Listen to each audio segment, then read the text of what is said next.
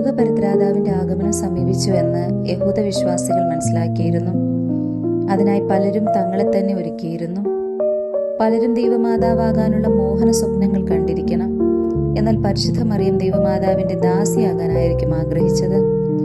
അവൾ രക്ഷകന്റെ ആഗമനത്തിനായി പ്രാർത്ഥിച്ചിരുന്നു. എന്നാൽ തനിക്ക് ആ ദിവ്യകുമാരന്റെ മാതാവാകാനുള്ള യോഗ്യതയുണ്ടെന്ന് കരുതിയിരുന്നില്ല. പരിശുദ്ധ കന്യകയുടെ എളിമയാണ് ത്രിത്വത്തിലെ രണ്ടാമത്തെ സുതനായ ദൈവത്തെ അവളുടെ പക്കലേക്ക് ആകർഷിച്ചത് എന്ന് വിശുദ്ധ അഗസ്തീനോസ് പറയുന്നു. മേരിയുടെ അഗാധമായ എളിമ അവളുടെ കൃതജ്ഞതാലാഭം തന്നെ വ്യക്തമാക്കുന്നു. എന്റെ ആത്മാവ് എന്റെ കർത്താവിനെ മഹത്വപ്പെടുത്തുന്നു. എന്റെ ചിത്തം എന്റെ രക്ഷകനായ ദൈവത്തിൽ ആനന്ദിച്ചു.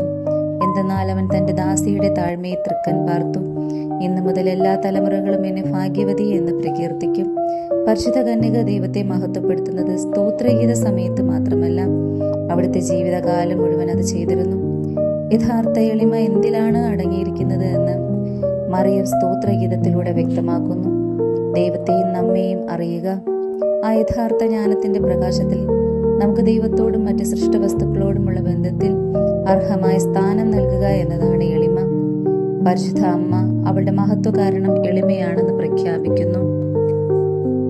തന്നെത്താൻ ഉയർത്തുന്നവൻ താഴ്ത്തപ്പെടും, തന്നെത്താൻ താഴ്ത്തുന്നവൻ ഉയർത്തപ്പെടും എന്നുള്ള ക്രിസ്തുനാഥന്റെ തിരുവചസ്സുകൾ ദിവ്യജനനെ മുൻകൂട്ടി മനസ്സിലാക്കി പ്രാവർത്തികമാക്കുകയാണ്.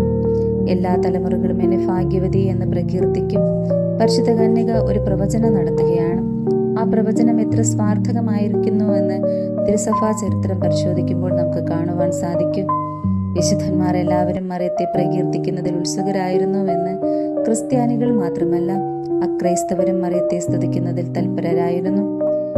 ദൈവമാതാവ് എന്ന ഉന്നതമായ സ്ഥാനത്തേക്ക് അവരോധിതയായെങ്കിലും മേരി നസ്രത്തിലെ വിനീത കന്യകയായിട്ടാണ് ജീവിച്ചത്. എലിസബത്തിനെ ശുശ്രൂഷിക്കുവാൻ പോകുമ്പോഴും ക്രിസ്തുനാഥന്റെ പിറവിയിലും ഈജിപ്തിലേക്കുള്ള പാലായനത്തിലുമെല്ലാം മറിയത്തിന്റെ വിനയവും എളിമയും പ്രകാശിതമാകുന്നു.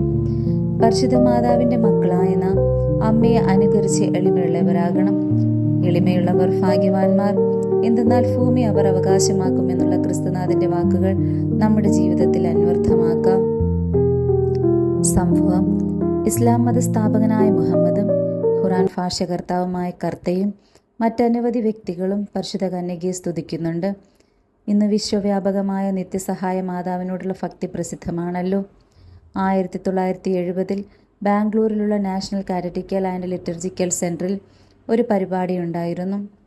ഈ പരിപാടിയിൽ ഒരു പാഴ്സി, മുഹമ്മദ്, ഒരു ഹിന്ദുവായ രാജമാണിക്യം എന്നീ 3 പേർ വന്ന് അവരുടെ മാനസാന്തര കഥ വിവരിച്ചു. 3 പേരുടെയും മാനസാന്തരത്തിന് കാരണമായത് പരിശുദ്ധ കന്യകയോടുള്ള ഭക്തിയാണ് എന്നവർ പ്രസ്താവിക്കുകയുണ്ടായി.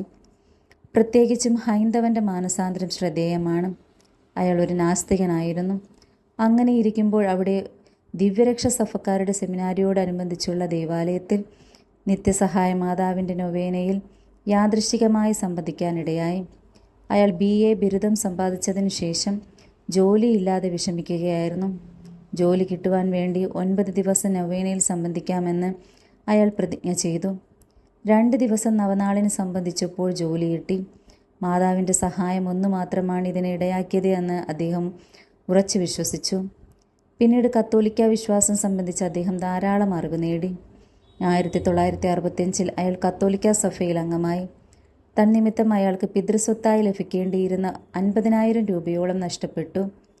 എന്നാൽ അയാൾ പറഞ്ഞു, എനിക്ക് പരിപൂർണമായ സമാധാനവും സംതൃപ്തിയും ലഭിച്ചു. എനിക്ക് സ്വർഗീയ മാതാവായ പരിശുദ്ധ കന്യകാ മറിയമുള്ളപ്പോൾ ലൗകിക സമ്പത്തെല്ലാം നിസ്സാരമെന്നാണ് 100 കണക്കിന് ആളുകളുടെ മുൻപിൽ അയാൾ പ്രഘോഷിച്ചു. പ്രാർത്ഥന. ദൈവമാതാവായ പരിശുദ്ധ കന്യകയെ, അങ്ങയുടെ വിസ്മയാവഹമായ എളിമയെപ്പറ്റി ചിന്തിക്കുമ്പോൾ ഞങ്ങൾ ലജ്ജിതരാകുന്നു.